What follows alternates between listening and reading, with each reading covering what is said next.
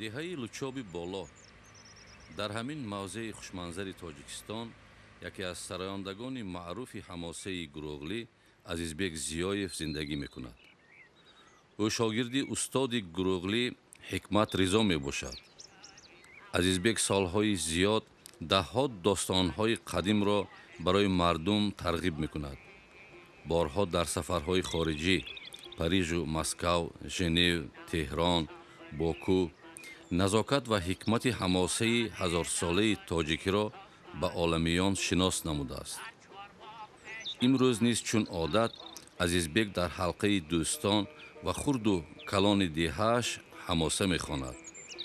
достонҳои ибратбахши Гуруғлӣ дар дили мардум эҳсоси волои ватандӯстиро боз ҳам устувор мегардонанд.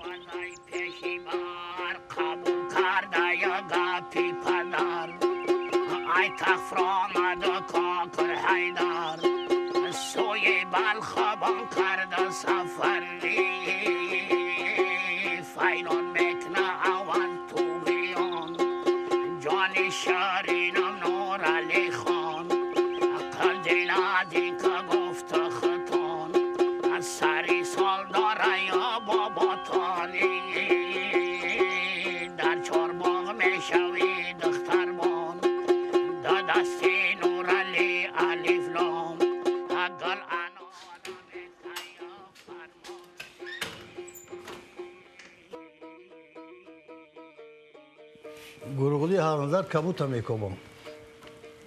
Hamma ham cildo Guruguli aslan. Hamma man ham cildo. Az nazar kabut, az Zamirov Talbi, az Qurbonali Rajab و دیگران. من خودم نوشته گرفته بودم.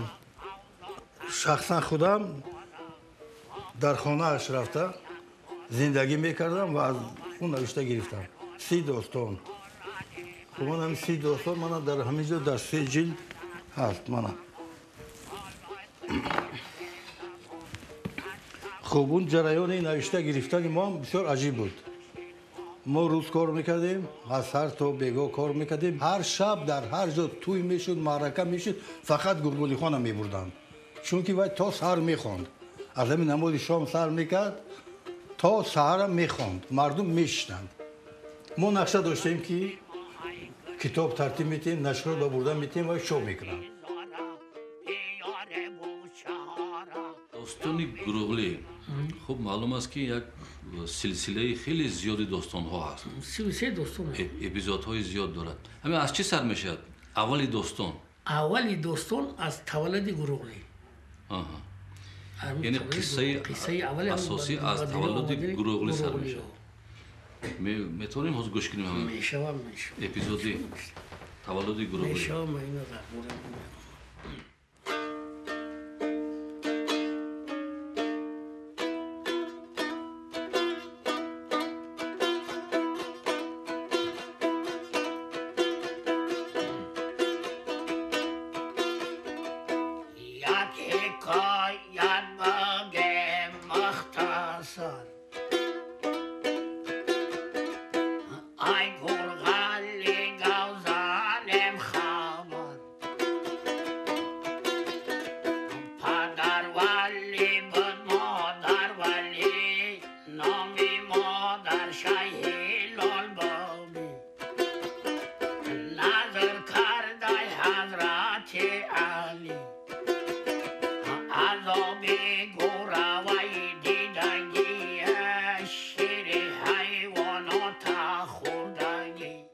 داستان سرایی این یکی از ژانرهای قدیمی معمول خلق تاجیک می باشد. پیدایش همین ژانر با نام اپوس Гуруғлӣ عصرهای 18 است. در عصر 12 در بخارا موجود بودن قهرمان با نام گورزاد با نام پوری گور از این معلومات می دهند. خیلی عنصرهای ایرانی، حماسای ایرانی داریم. مثلا وقتی که شما داستان سوغدانشاه هم میبینید، دخترش زرینه، مثلا جنگ عوض با سوغدانشاه در اونجا درباره دیوی سفید هست و یک چیزی هست که همش اساطیر سوغدی ها هست.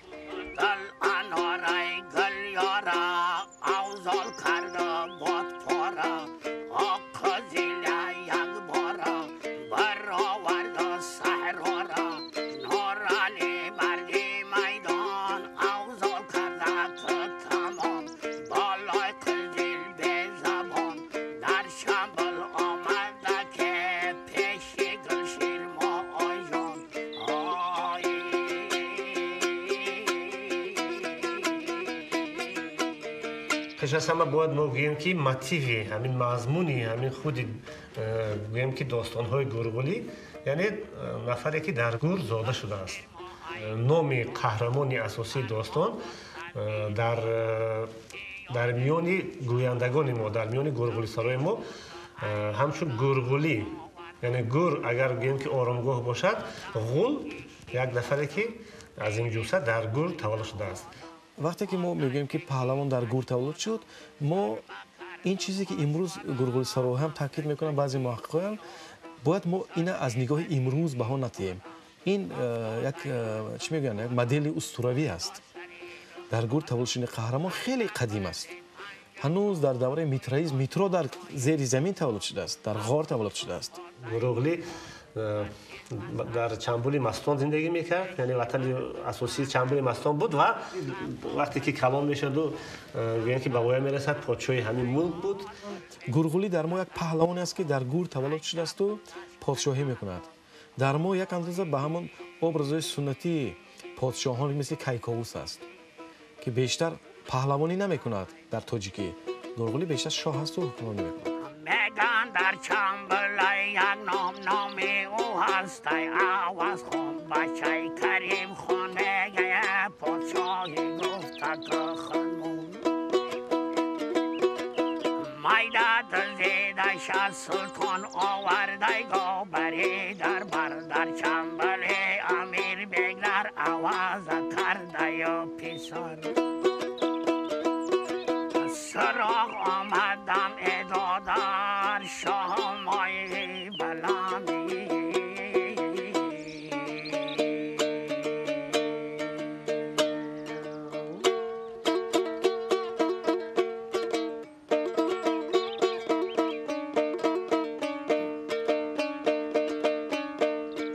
در گپی مهمان اینار علی خان ای گپ نگو در حقی ҳамин достонҳои Guruguli дар байни мардумони халқҳои дигарам машҳур ҳастанд, вариантҳои гуногун.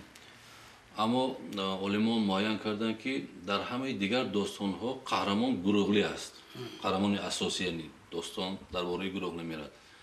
Guruguli тоҷикӣ як хислат дорад. қаҳрамони асосӣ инҷо аваз аст.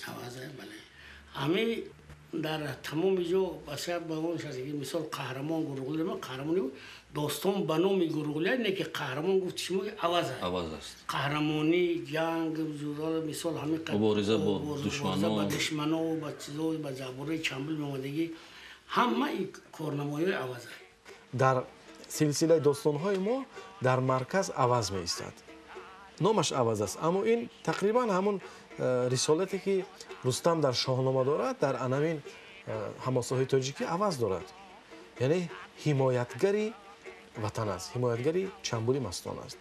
аваз як қаҳрамони гӯё аз ҷониби худи халқ офарида шуда характери персонажҳои дигар ривоятҳову афсонаҳову дигар ҳамосаҳо низ вомехӯрад. ҳам характери Робин Гуд дорад, ҳам характери ҳотами той дорад ба ҳам камбағалпарвар ва ҳам албатта қаҳрамоне ки кишварашро яъне чамбули мастонро аз тофтутози душманони беруна ҳимоя мекунад. халқи мо ҳамин образи доимӣ ба сарзамини тоҷикон тохтутозҳои истилогарони берунаро дар рамзи ҳамин қаҳрамониҳои аваз зиндагиномаи аваз таҷассум кардааст.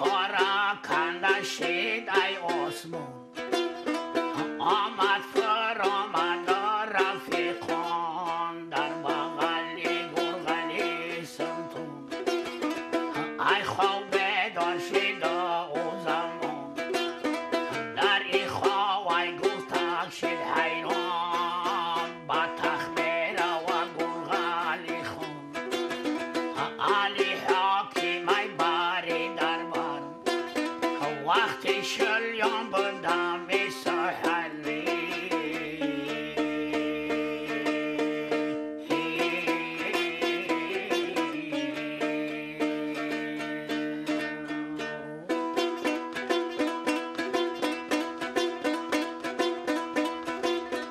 علی حاکم ای بری دربار گرگلی در دست پیشی بر یک سوال دارم ای رفیقان یک خواه دیدم در میدان هر که بیا و تکبیری خوامون سیم در میتون شب بگرانی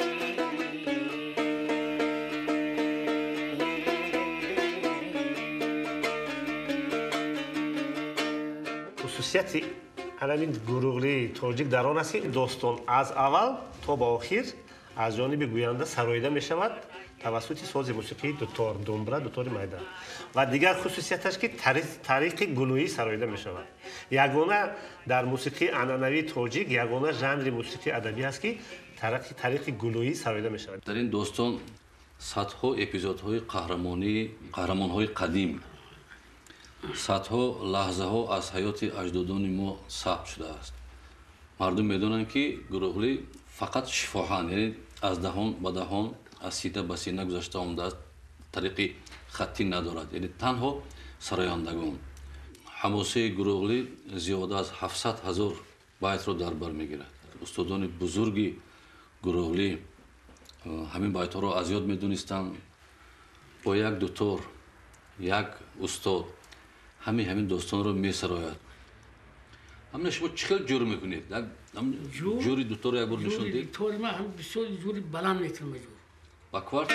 ها با کوارتا. انا هم بلند جور میکنم بسیار جور سخته.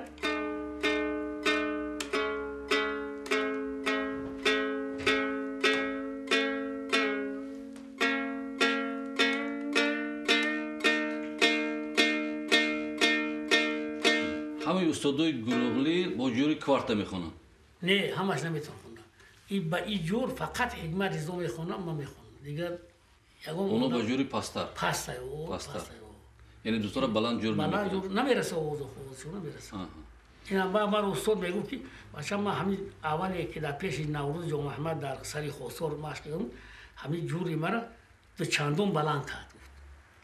انا گفت و همون شاگردی همین جوری بلند قدی بخونی میگفت تو وقتی حیاتی آوازت پس بلند نمیشه یخی رفتن میگیره نه که پس خوندی میگفت آواز نمیشه دوتار یک تصور کنید که همگی دو تا تار دارد بسته پرده ندارد در اپوس گورگولی این یگانه اسباب است یگانه اسبابی است که توسط همین گوینده ها یعنی فکرانی گوینده ها توسط همین پرده و بسته لحن های همین قطار آوازی همین داستان ها اجرا کرده میشه.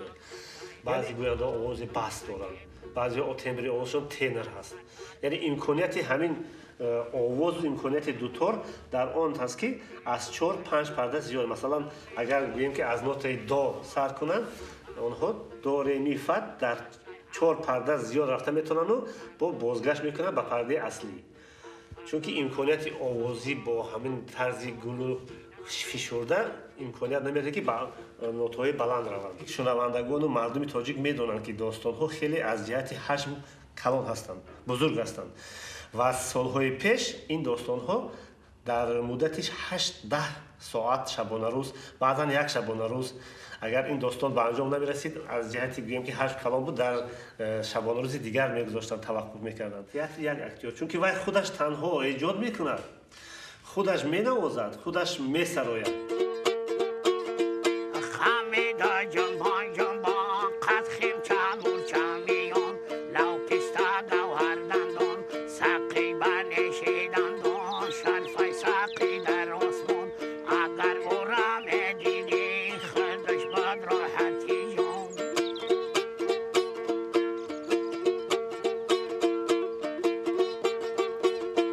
قدم داخت ناز کرده ایده قدم پرداز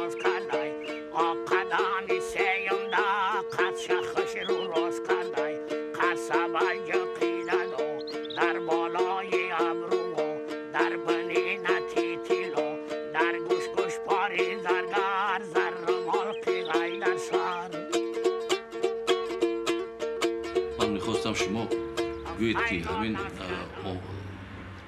هنری گروغلی سرایی رو کی از کی و چگونه یاد گرفتید؟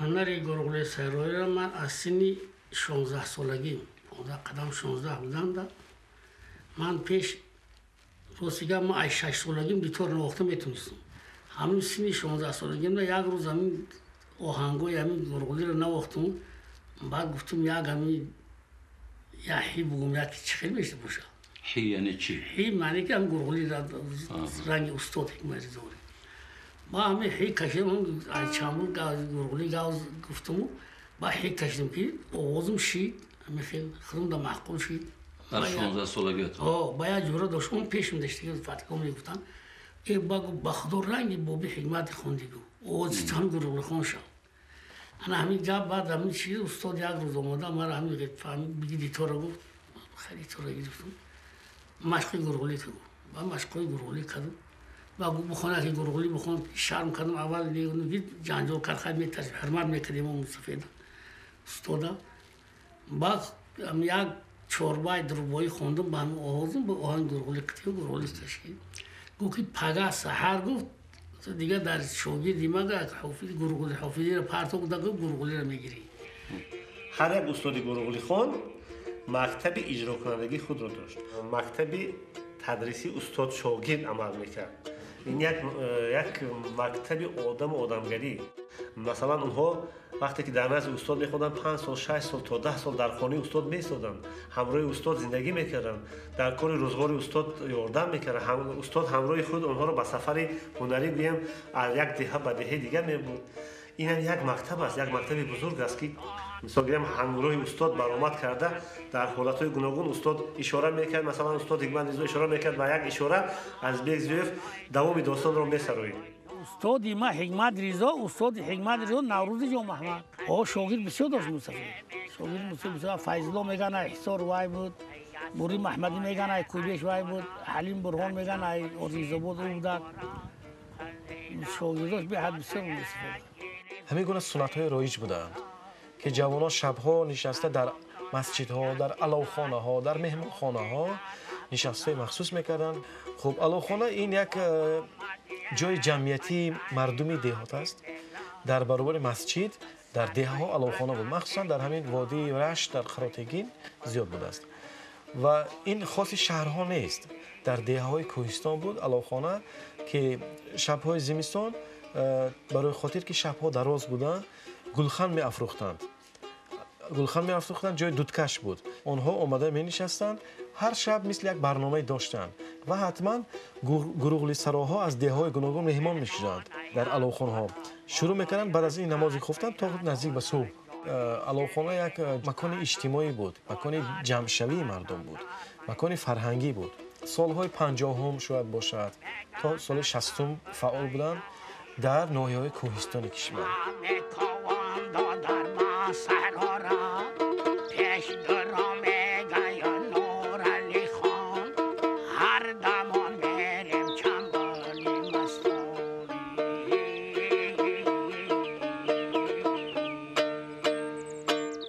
در منطقه کوهستان در مدت 6 ماه با اونجا یگان نفر زمستان رفتن نمیتواند از اونجا یگان کس برآمدن نمیتواند و برای فراغت خود این مردم همین اپوس گروغلی رو انتخاب کردند در یک دهه زیاده از 20 نفر گروغلی خوان بودند کلندر شید و ناتوان دادر خانی نورانی مکاون نورانی ای بر حیکل دورم گشت سفر امروز رسید شهری مخیبان هر یک دروازه میگردد آرتوان شجلا میکشد داده را کلتا میخونه ای قرآن ملک و جایاون نورانی خاندانی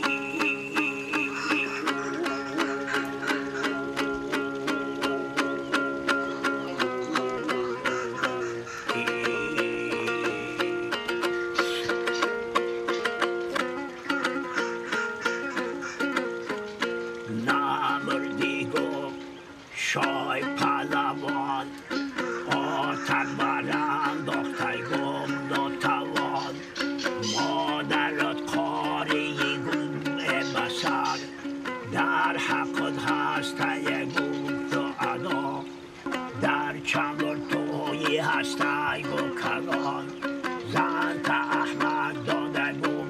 شوهر پنج پاچا را کرده بود خبر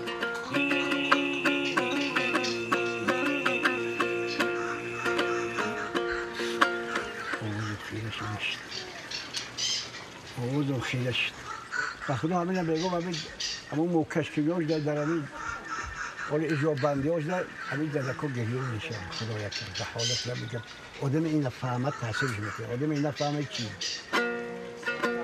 این بچه پیشی بلا میشه در یاشی من یک سوتکه میساد میخوندم یک جمله بجوندم آده پیری همه خیلی چند ساله همه؟ 87 علمنا رو گیر بعد زپرسیدم 87 ساله سکم 90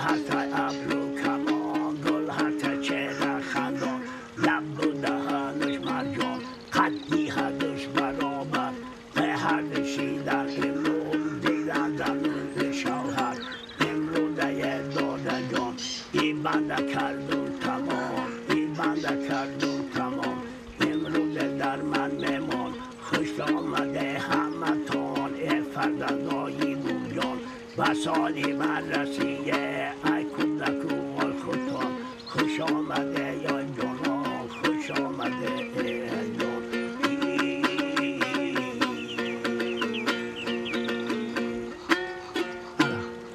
اومدم زنه دادمش بود. حالا که من پیشم بچم همی که میگرفتم دوش میکردم میکروفون رو میپرتافتم پیشم میگفت دوش میکروفون چلو زن میکروفون. من بابام گلغولی خانی نامی بود کوچک شوی لایی اما بینش علمی قبود خدا بسیار بود بالا بود فهم بیزه که بود لقبش لایی ایلو دیدم لایی این آدم نیست ایلویه ما اول دعا گرفتیم و پند ایرجب گرفتیم اینا من از سندی 16 سالگیم دکتر کردم و در وقت بچه ما اینا رو خود کردیم این رادیو تلویزیون نبود دو گوش در گلغا من بیگه یک امتری بنده میخوند میرفتم تا جاگم میدرمدم یک لبنه میگذروندم همه جای شدگی جا میشید یکی تا جاگه دا میگذروندم خودم میگذروندم همه سر و دیگه محکم میستاد نیست یگان تمین دکل میخوره همه بچگیم در جا شدگی استاد است این بندی گلغولی 30 تا امتری است 30 تا اینا رو کلتاک شد همش میدونم همه دیل ده حواسی هر یک چیز جا شید کار میکنیم همه خیلی حواس بود گرفتم نه خود کردم بچه ها تو من یاد گرفتم انا همین دروغ میخونه و آوه کی یادگیریش قیمه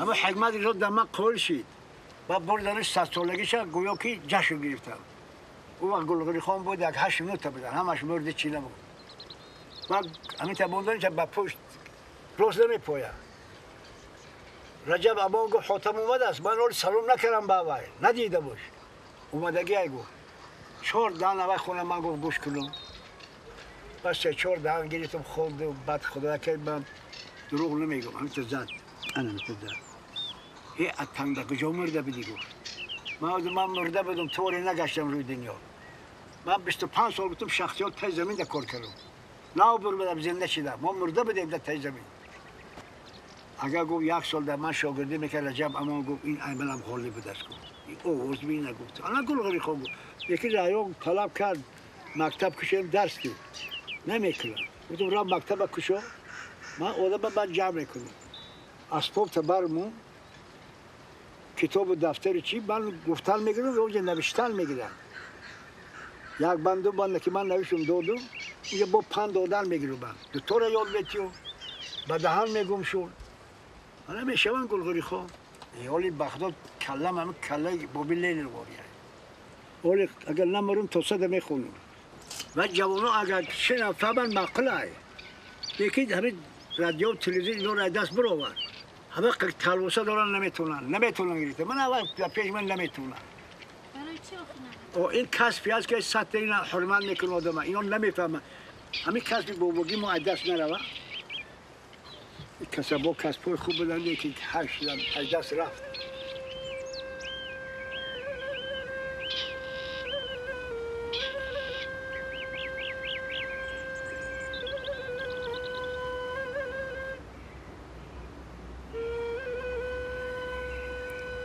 این بود قصه حجتی درباره وضع امروزه هنری والا و خیلی قدیمی حماسه‌سرایی در تاجیکستان.